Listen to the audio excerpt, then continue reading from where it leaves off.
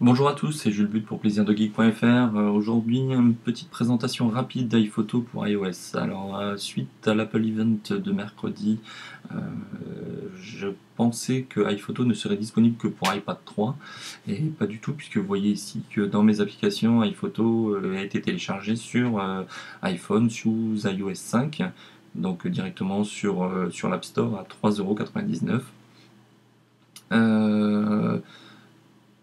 On va voir tout de suite ce qu'apporte iPhoto, voir si c'est bien, voir comment l'utiliser, mais on va faire un tour plutôt rapide. Alors très clairement, voilà, on va démarrer iPhoto. Ici directement, voilà, j'étais déjà dans des menus, j'étais déjà dans les journaux, voilà, on va revenir aux albums. Voilà comment se présente déjà iPhoto. On a ici les albums sont récupérés directement depuis votre pellicule, sauf les modifier puisque c'est créé à partir d'iPhoto. On a nos photos. Donc là, les photos vraiment en vrac. Ici, on aura les événements qui pourront être créés à partir d'iTunes ou d'iPhoto avec une synchronisation.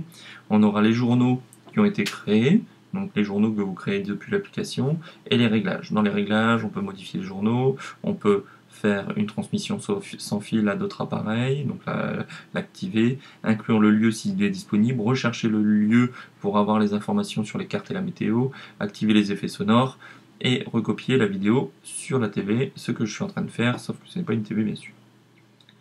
Dans les albums, on y retourne et on va aller dans High Tech tout de suite voir un petit peu ce qu'on peut faire. On va prendre une photo que je n'ai pas encore retravaillée, par exemple celle-ci, et très simplement on a un bouton retour ici en haut à gauche.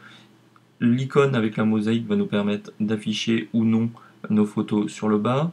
Et de suite, je vais passer en mode paysage puisque c'est plus intéressant de voir ce qui se passe en mode paysage. Décaler un petit peu ça. Voilà. Donc ici en haut à gauche, je vais pouvoir élargir la vision de ma timeline sur les photos. Ici, quand il y a une petite boîte à outils, donc sur une photo, ça veut dire qu'elle a déjà été modifiée, déjà retravaillée. Donc là, je vais prendre cette photo-ci. Je n'ai pas besoin de voir toutes les photos à gauche, voire pas du tout si je clique sur mosaïque ici, elles disparaissent.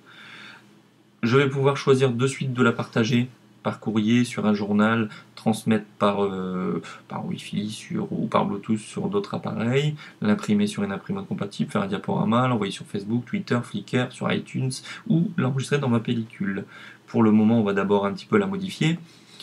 On a également les informations sur la photo, donc ici on voit que ça a été fait avec un iPhone 4S le 14 novembre, on voit là où on a pris la photo par rapport à la localisation, le poids de la photo, les ISO, etc.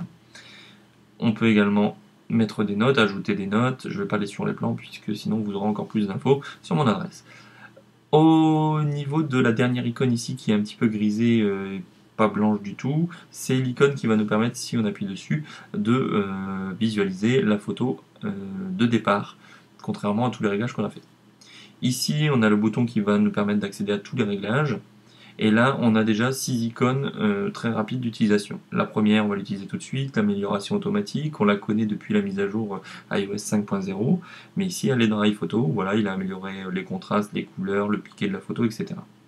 Le second outil est un outil de rotation qu'on peut faire à la main, voilà, en appuyant dessus, voilà, ou également avec les deux doigts, un peu comme un zoom, mais en faisant tourner la photo, plus ou moins vite, donc là il a fait demi-tour, voilà, je peux faire qu'un quart de tour si je veux. Le drapeau pour marquer la photo, si c'est une photo que vous voulez garder par exemple. Ici la médaille puisque c'est une de vos photos favorites. On a la petite croix qui va nous permettre de supprimer la photo, ce que l'on ne va pas faire de suite. Et ici les réglages. Dans les réglages, on peut sélectionner plusieurs photos. On voit qu'à partir de là, je vais pouvoir tapoter sur plusieurs photos et j'aurai des V dessus. Ou je peux sélectionner une plage de photos, c'est-à-dire de celle-ci jusque celle d'en dessous que j'avais sélectionnée. Donc là j'annule, je n'ai pas besoin de sélectionner tout ça. On peut également définir comme photo clé, alors pas celle-ci puisque c'était pas celle-là que je voulais. Hop, on va revenir sur ma photo, je la définis comme photo clé, ce qui va me permettre quand je reviens d'avoir cette photo en vignette dans mon album High Tech qui est ici. Je retourne sur mon album, je retrouve ma photo, j'ai toujours Voilà, j'ai toujours ma photo qui est affichée. Alors je suis dans modifier, ça me permet de faire pas mal de choses dans le bas. Mais en plus, on a les outils avec la boîte à outils. Donc je clique sur la boîte à outils et je vois que j'ai 5 modèles de réglages qui apparaissent. Le premier réglage va être le recadrage, qui va se faire avec la molette en tournant sur la gauche ou sur la droite pour le redressement de la photo. Ou alors si j'appuie sur la molette et que je l'active, je vais pouvoir le faire avec le gyroscope de l'iPhone directement. Voilà. Si ça ne vous convient pas, vous pouvez toujours secouer votre iPhone pour annuler les réglages. Voilà, annuler les réglages de redressement et ils se remettent normalement comme avant. Voilà, donc là je suis à 0. On va pouvoir recadrer directement en tirant un des bords de l'image, recadrer comme on le souhaite, et on peut également recadrer en utilisant la conservation des proportions. Ici, je peux choisir pour mon rognage ou mon recadrage d'utiliser des formats un peu spéciaux. Par exemple, pour Instagram, vous serez content d'apprendre qu'il y a le 1 sur 1 qui est présent. Donc au niveau du 1 sur 1, si je l'utilise avec le mode conservation des proportions, dans ce cas-là, je serai toujours en 1 sur 1. Pour revenir en arrière et valider, simplement on appuie sur le bouton recadrer et on se retrouve sur la ligne des 5. Ensuite, je vais jouer sur l'exposition. Je vais vous montrer rapidement qu'ici tout se passe sur une seule barre. Ici à gauche, les lumières basses, on va dire, à droite, les lumières hautes, le contraste, pouvoir contrôler, et la luminosité. On a également, si on passe en mode portrait, la même chose, mais cette fois-ci individuellement. Voilà, sur la luminosité, etc. On repasse en mode paysage. Ici, dans les réglages, on va pouvoir copier l'exposition. Et c'est pareil un petit peu dans tous les réglages. C'est-à-dire que vous allez pouvoir copier ce que vous êtes en train de faire pour le coller après sur d'autres photos. Et ça, c'est sympathique. On va reparler rapidement de l'icône qui est ici en haut, l'icône qui va nous permettre de voir la différence entre ma photo d'origine et ma photo retouchée. Donc je clique simplement dessus, et quand je clique dessus, je reste appuyé, j'ai l'image de base, et je relâche, j'ai la nouvelle image. Voilà. En fait, c'est pas rester appuyé, vous l'activez ou vous le désactivez. Voilà. Donc là, j'ai l'image modifiée, et ici, j'ai l'image de base. Voilà. On en a fini avec ça, je reclique sur la petite boîte à outils, je passe au troisième réglage qui est un réglage des couleurs. Alors très simplement, ici le premier réglage, un réglage de la saturation de la couleur. Ici un réglage des bleus pour par exemple améliorer les ciels, etc. Ici un réglage de la végétation ou des verts pour améliorer justement les verts. Et ici un réglage des tons chers. Voilà. Donc là, vous pouvez vous amuser à régler un petit peu comme vous voulez. Et de la même façon que précédemment, on va retrouver ces réglages individuellement si on passe en mode portrait. Donc là, on est en mode paysage, tout se fait avec des petits réglages, c'est plutôt joli. Ici, j'ai une petite option supplémentaire, donc on peut conserver les tons chers et ne pas jouer sur ces tons si vous jouez sur les différentes couleurs. On peut copier la couleur, donc les réglages de couleur qui ont été faits, et la coller si ça a été fait ailleurs. Vous avez également tout ce qui est balance des blancs qui se retrouve ici. Par exemple, je vais pouvoir dire que cette image a été prise en lumière, par exemple néon, tungstène. Voilà. Et il va me régler voilà, la balance des blancs. C'est pas du tout ça, hein, mais effectivement, il va me régler la balance des blancs en fonction. Là, je vais dire que je l'ai prise au soleil, en plein jour. Et voilà, il va me régler ma balance des blancs en l'intérieur. Et c'est lui qui fait son propre réglage un peu en automatique. Là, on va le remettre en balance des blancs. Je trouve que je l'ai bien fait. Voilà, balance des blancs automatique. Voilà un petit peu pour les réglages des couleurs. Dernier réglage, enfin plutôt avant-dernier réglage, les pinceaux, puisque là, on va pouvoir jouer sur les pinceaux. Je vais vous montrer très rapidement ce que ça peut donner, parce qu'il y a beaucoup de choses à faire. Malgré tout, c'est pas super précis, mais vous allez voir que c'est quand même assez sympa. Par exemple, on va pouvoir assombrir une partie de l'image. Je choisis le pinceau assombrir, il m'ouvre mon image. Je vais zoomer, s'il veut bien, voilà, et déplacer mon image. On va dire que je vais assombrir le logo ici Sony. Je vais bloquer les contours. Bloquer les contours, ça veut dire que il va, par exemple, si je clique dans le blanc, garder que le blanc. Donc là, bon, je ne vais pas le faire parce que c'est pas intéressant. La gomme ici va permettre de revenir en arrière et d'enlever ce que j'ai assombri. Et les réglages, il y a quelque chose d'important. On va pouvoir première chose, afficher les traits rouges qui vont nous permettre de voir ce que l'on fait directement, et régler l'assombrissement, c'est-à-dire que moi je veux vraiment assombrir très très fort, par exemple, je vais pousser un peu le curseur, je vais terminer, et là, pas de souci, je vais commencer à tracer mes traits rouges ici au niveau du Sony, je vais venir dans les réglages, je vais enlever l'affichage des traits, et je dis OK. Et on voit bien que j'ai ici assombri un maximum, je continue d'ailleurs à le faire, et encore, et encore, et encore. Voilà.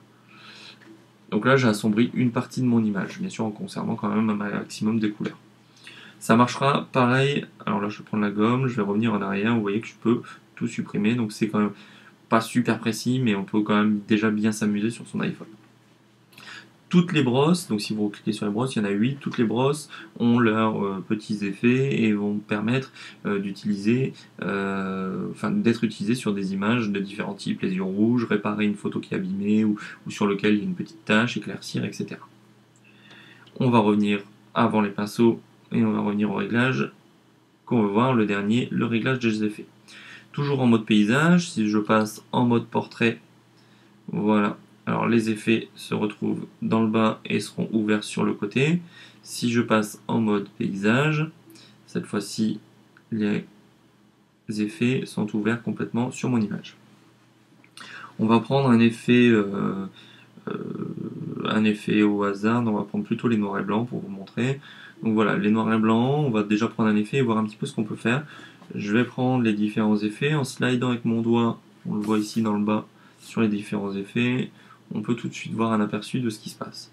Donc je vais prendre celui-ci qui est un peu sympa, des hautes lumières un peu qui crament un peu mes blancs, et je vais ajouter un petit effet de vignettage en cliquant sur le petit bouton ici, et en pinçant un petit peu, je vais assombrir vraiment les bords, les déplacer un petit peu comme je veux. Voilà. Donc là j'ai mon effet de vignettage, j'assombris les bords, et je vais également ajouter un peu de bruit à mon image. Voilà, j'ai ajouté du bruit. Et puis c'est pas vraiment du noir et blanc que je voulais, c'était du sépia. Alors je reviens, hop, et c'était du sépia. Donc là on est vraiment sur un mode ancienne image, etc. Tous les effets marchent de la même façon. Donc on utilise et on peut slider directement sur les effets. Voilà, vous pourrez un peu voir ce qu'on peut faire à ce niveau-là. On peut copier l'effet et le coller ou le réinitialiser directement depuis le bouton réglage, un petit peu comme dans toutes les applications. Voilà, on a un petit peu fait le tour de cette application. Elle va vous permettre également de créer des journaux avec vos photos qui seront consultables sur iCloud directement, qui seront consultables sur iTunes. Vous pourrez faire des diaporamas, vous pourrez faire pas mal de petites choses intéressantes.